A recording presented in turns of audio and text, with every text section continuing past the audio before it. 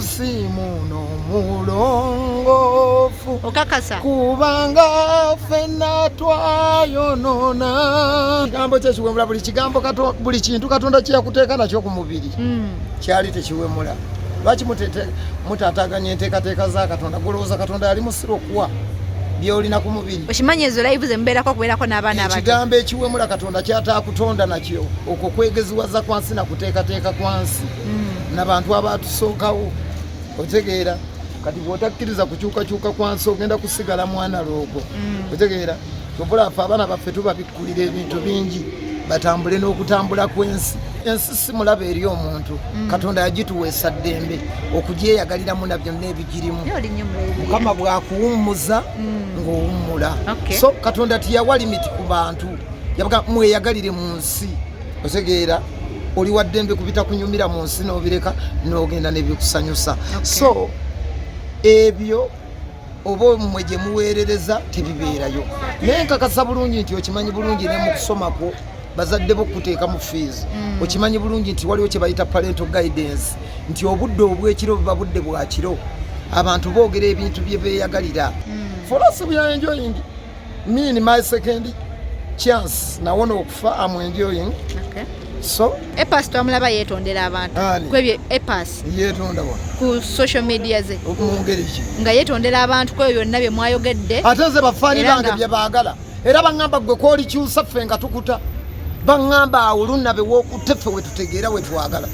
Nze gye ntunda ebintu byange manyi bagamba eno ye maketi ffe booguza tusiima kati gweyagala nze bafaani bange mba disappointing abagula ennoobu yange okitegedde. So nze benguza bagwagwa bannange bagwenyufu bannange baseegu bannange ndi mumativu ne maketi yange. Wagenda n'ogamba aba CBS tebakuba music wammwe bakuba waba Geoffrey Lutaya waba eriya Ssaabasajja gijeemu abo just abantu abamu naye ate n'abantu bakimanye nno munaye twakula etuli bantu bakulu twazaala n'abaana tokimanyi mbuyenze Tata Falidi ka Tata Falidi okyamugambagamba ebintu by'ekisiru. Tata Falidi yafunamu n'omutwalo.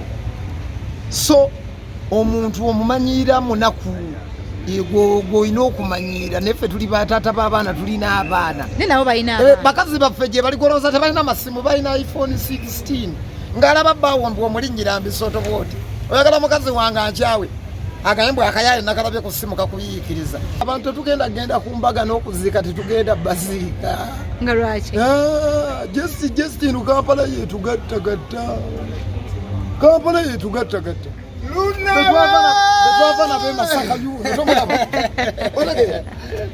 tewamulaba nga afiiriddwa nga twakeera kakati gweyo olowooza naamuziikirako olowooza ngenda kuziika ewuwe nekumbaga ye sigenda kujja. Ani oyo yatawudde Lunnawe?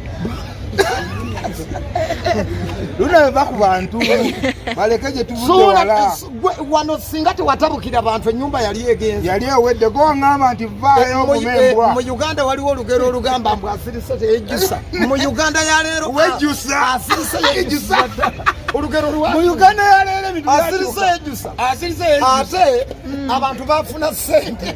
Omuntu yafuna ssente tamanyiirwa genda omanyiire omunaku. Nzirayo waka mukazi wange andabe ku social media ngo ninnyira ku ttaka okuwalabula n'ompulira baku bantu baavu.